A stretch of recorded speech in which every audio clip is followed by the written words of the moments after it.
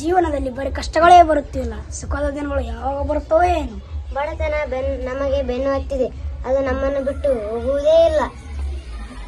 ಬಡತನ ನಮಗಿರಲಿ, ಮನೆ ತುಂಬ ಮಕ್ಕಳಿರಲಿ ಎಂದು ನೀನು ಬೇಡಿಕೊಂಡಿಯೇ ಹೇಗೆ? ಮಕ್ಕಳಲ್ಲಿ ಎಂದಿದ್ದು ನಿಜ, ಆದರೆ ಅಮ್ಮ ಅಮ್ಮ ಹಸಿವಾಗಿದೆ. ನನಗೂ ಹಸಿವಾಗಿದೆ, ಊಟ ಕೊಡೋದು. ನೋಡಿದ್ರ ಮಕ್ಕಳೆಲ್ಲ ಹಸಿವಿನಿಂದ ಕಂಗಾಲಾಗಿದ್ದೇವೆ. ಪಾಂಡಿತ್ಯವುಳ್ಳ ನನ್ನ ಗಂಡ ದುಡಿದು ತರುತ್ತಾನೆಂದು ತಿಳಿದಿದ್ದೆ. ಯಾವುದಕ್ಕೂ ಕಾಲ ಪುಡಿ ಬರಬೇಕಲ್ಲ. ಅಂತೂ ಇಂತೂ ನಮಗೆ ಬಡತನವೇ ಗತಿ. ಚಿಂತೆ ಮಾಡಿದರೆ ಏನು ಬಂತು? ಜೀವನದಲ್ಲಿ ಬಂದದ್ದನ್ನು ಅನುಭವಿಸಲೇಬೇಕು, ಅದೇ ಮಾನವ ಧರ್ಮ. ನೀವು ನೀತಿ ಹೇಳುವುದರಲ್ಲಿ ಬಹಳ ಮುದ್ದು. ನೀತಿ ನಿಯಮ ಪಾಂಡಿತ್ಯ ಇದ್ದಿದ್ದರಲ್ಲಿ ಗುರುಕುಲದಲ್ಲಿ ಶ್ರೀಕೃಷ್ಣ ನನ್ನ ಸ್ನೇಹಿತನಾದದ್ದು. ಮಾತು ಮಾತಿಗೂ ಶ್ರೀಕೃಷ್ಣನ ಸ್ನೇಹಿತ ಅನ್ನುತ್ತೀರಿ. ನಿಜಕ್ಕೂ ಆತ ನನ್ನ ಪರಮ ಮಿತ್ರನಾಗಿದ್ದ. ಗುರುಕುಲದಲ್ಲಿ ಒಟ್ಟಿಗೆ ವಿದ್ಯಾಭ್ಯಾಸ ಮಾಡುತ್ತಿದ್ದೆವು. ನನ್ನನ್ನು ಕಂಡರೆ ಅವನಿಗೆ ಅಪಾರ ಪ್ರೀತಿ, ಸ್ನೇಹ ಮತ್ತು ಗೌರವ. ಸತ್ಯ ಹೇಳುವಿರಾ? ಆ ಶ್ರೀಮಂತರಲ್ಲಿ ನೀವೆಲ್ಲಿ ಸುಮ್ಮನೆ ಬಡಾಯಿ ಬಿಡ್ತೀರಾ? ಯಾಕೆ ಸುಳ್ಳು ಹೇಳಲಿ? ಕೃಷ್ಣ ಸದಾ ನನ್ನ ಜೊತೆಯಲ್ಲೇ ಇರುತ್ತಿದ್ದ, ಒಟ್ಟಿಗೆ ಕೂಡಿ ಕಲಿಯುತ್ತಿದ್ದೆವು. ಅಂತ ಶ್ರೀಮಂತರ ಸ್ನೇಹಿತ ಅನ್ನುತ್ತೀರಿ. ಇಲ್ಲಿಯವರೆಗೆ ನೀವು ಅವರ ಹತ್ತಿರ ಯಾಕೆ ಸಹಾಯ ಕೇಳಲಿಲ್ಲ? ಬಡವನಾದವ ದೊಡ್ಡವರ ಮನೆಗೆ ಸಹಾಯ ಕೇಳಲು ಹೋಗಬಾರದು. ಸ್ನೇಹಿತರೆಂದರೆ ಎಂಥ ಸಾವಿರ, ದಯವಿಟ್ಟು ಹೋಗಿ ಕೇಳಿ. ಹೇಗೆ ಕೇಳುವುದು? ಆತ್ಮೀಯಗಳಿಗೆ ಅನ್ನುತ್ತೀರಿ, ಅಂದ ಮೇಲೆ ಸಹಾಯ ಮಾಡೇ ಮಾಡುತ್ತಾರೆ. ಗೆಳೆಯನನ್ನು ನೋಡಲು ಬರಿಗೈಲಿ ಹೋಗಲ್ಲ? ನಿನ್ನೆ ತಂದ ಅವಲಕ್ಕಿ ಸಂಕೋಚ ಬೇಡರಿ, ಹಸಿದಿರೋ ಮಕ್ಕಳಿಗೋಸ್ಕರಾದರೂ ಹೋಗಿ ಕೇಳಿ. ಗೆಳೆಯನನ್ನು ನೋಡಲು ಬರಿಗೈಯಲ್ಲಿ ಹೋಗಲ್ಲ? ನಿನ್ನೆ ತಂದ ಅವಲಕ್ಕಿಯಲ್ಲಿ ಸ್ವಲ್ಪವೇ ಉಳಿದಿದೆ. ಮಕ್ಕಳ ಉಪಹಾರಕ್ಕೆ ಏನನ್ನೂ ಸಾಲುವುದಿಲ್ಲ, ಅದನ್ನೇ ಕಟ್ಟಿಕೊಡಲೇ? ಅಮ್ಮ ಅಮ್ಮ ಅದನ್ನಾದರೂ ಕೊಡಮ್ಮ. ತುಸು ತಡೆದುಕೋಕಂಡ, ದೇವರ ದಯದಿಂದ ಈ ಅವಲಕ್ಕಿಯೇ ಬಂಗಾರವಾಗಿತ್ತು. ಕಟ್ಟಿಕೊಡಲೇ? ಸರಿ, ಹಾಗೇ ಮಾಡು.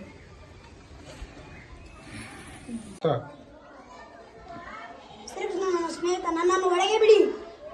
ನೀನು ನಮ್ಮ ನನ್ನ ಸ್ನೇಹಿತನೇ.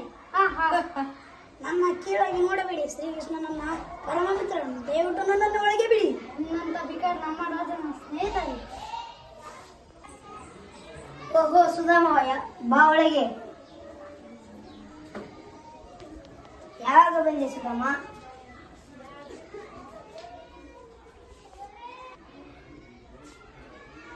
ಏಕೆ ಸುಧಾಮ ಕಣ್ಣಲ್ಲಿ ನೀರು?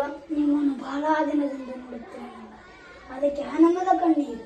ದೂರದಿಂದ ದೊರೆದು ಬಂದಿದ್ದೀಯಾ? ಸ್ನಾನ ಮಾಡಿ ಊಟ ಮುಗಿಸಿ ವಿಶ್ರಾಂತಿ ವ್ಯವಸ್ಥೆ ತೆಗೆದುಕೋ. ನೀನು ಇಷ್ಟು ಬೇಗ ಹೋಗಿ ಬಿಡುವುದಿಲ್ಲ. ಅಯ್ಯೋ, ಇಲ್ಲಿ ಮನೆಯಲ್ಲಿ ಯಾರಿಲ್ಲ ಮಕ್ಕಳಿಗೆ. ಬಂದ ತಕ್ಷಣ ಹೋಗಬೇಕಿದ್ದರೆ ಯಾಕೆ ಬಂದೆ?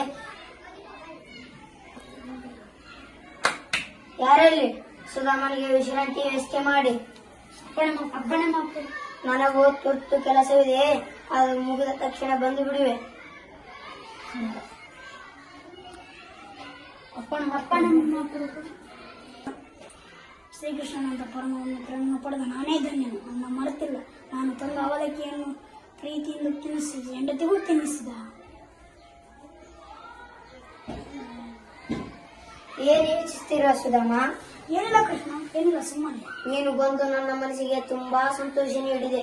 ಗುರುಕುಲದ ಜೀವನ ನೆನಪಾಗ್ತಿದೆ.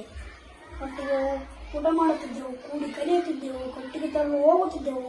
ಗುರುಮಾತೆ ಕೊಟ್ಟ ಉರಿದ ಕಡಲೆ ಇಬ್ಬರು, ನಿನ್ನ ಪಾಲಿನ ಕಡಲೆ ನಾನು ಕಸಿದುಕೊಂಡಿದ್ದು.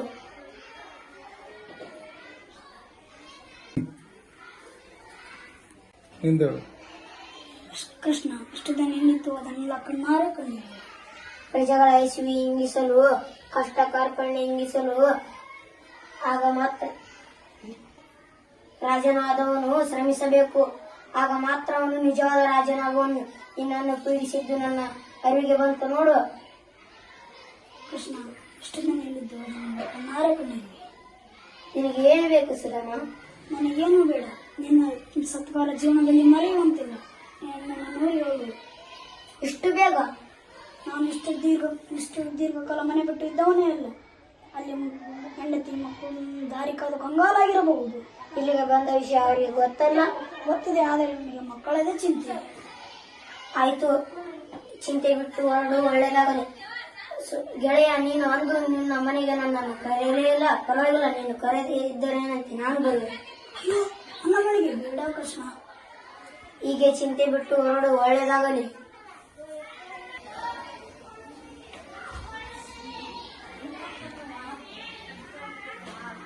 ನೀವು ಯಾರ ಮನೆಯಲ್ಲಿ ಇದ್ದೀರಿ? ಇದು ನಮ್ಮ ಮನೆ ಕಣ್ರಿ. ನಮ್ಮ ಗುಡಿಸಲು ಆ ಗುಡಿಸಲಿನ ಜಾಗದಲ್ಲಿ ಅರಮನೆ ಅಂತ ಮನೆ ನಿರ್ಮಾಣವಾಗಿತ್ತು. ಅರೇ, ಇದು ನಾನು ಹೋಗಿ ಬರೋದ್ರೆ ಇದು ಹೇಗೆ ಸಾಧ್ಯವಾಯಿತು? ನಿಮ್ಮ ಶ್ರೀಕೃಷ್ಣ, ನಿಮ್ಮ ಮಿತ್ರ ಶ್ರೀಕೃಷ್ಣನಿಂದಲೇ. ನನ್ನ ಆ ಮಾರವ ಶ್ರೀಕೃಷ್ಣ ಅಂದರೆ? ಹೌದು, ಆ ಪರಮಾಯ ಶ್ರೀಕೃಷ್ಣನಿಂದಲೇ. ನಾನು ಅವನು ಸಹಾಯ ಮಾಡುವಂತ ಕೇಳಿಯೇ ಇಲ್ಲ. ನೀವು ದ್ವಾರಕಾ ನಗರ ತಲುಪಿದ ದಿನವೇ ಸೇವಕರು ಬಂದು ಬೇಕಾದ ವಸ್ತುಗಳನ್ನು ತಂದು ಚಕಚಕ ಅಂತ ಮನೆ ನಿರ್ಮಾಣಿಸಿದರು. ನಮಗೆಲ್ಲ ಉಡುಪು ಆಭರಣ ಸಹ ಕೊಟ್ಟರು. ಪರಮಾಚಾರ್ಯ ನಮ್ಮ ದೈವಿಕವನ್ನು ತೆಗೆದುಕೊಂಡು ಎಲ್ಲಾ ರೀತಿಯ ಸಹಾಯ ಮಾಡಿದ್ದಾರೆ ಸರ್.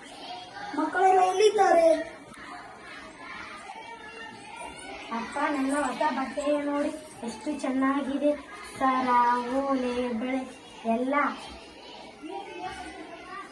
ಅಪ್ಪ, ನಿಮಗೂ ಕೂಡ ರೇಷ್ಮೆ ಬಟ್ಟೆ ತಂದಿದ್ದಾರೆ. ನನಗೆ ಬೇಡ, ನೀವೆಲ್ಲ ಧರಿಸಿಕೊಳ್ಳಿ. ಶ್ರೀಕೃಷ್ಣ ಮಾತೆ ನನಗೆ ಆಭರಣ.